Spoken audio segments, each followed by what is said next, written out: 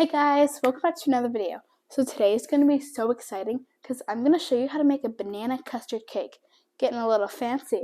So let's just get started. So first we're going to be starting on the custard because that needs time to chill. We're going to crack our eggs into a separate bowl because we want to whisk them up separately. Give that a quick whisk. So to our big pot we're going to add in some sugar, some cornstarch, which will make our custard nice and thick. Give that a head start. Now we're going to add in some milk. We're going to turn on the heat and start whisking. Once it has a light simmer, we're going to add in our beaten eggs. Just so you know, this will take a bit of time, so just be patient. Alright, so my custard has thickened. It's just nice, thick, and smooth. Now we're going to transfer it to a smaller bowl.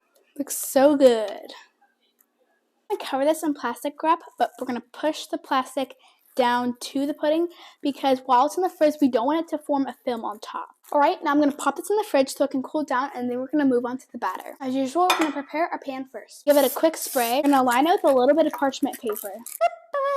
Now we're going to separate the egg yolks from the egg whites. We need 4 egg whites and 2 egg yolks. So let's start with the egg yolks. We're going to add in some milk, vanilla extract. We're going to add in a mashed banana, but make sure it's very finely mashed. And now we're just going to give that a quick mix. Okay, now we're just going to sift in some flour, baking powder, and a little bit of salt. Now we're going to sift it, whisk it up. I'm going to set this off to the side. Egg white. We're going to whip until it starts to get more foamy. Gradually add in our 1/3 cup of sugar.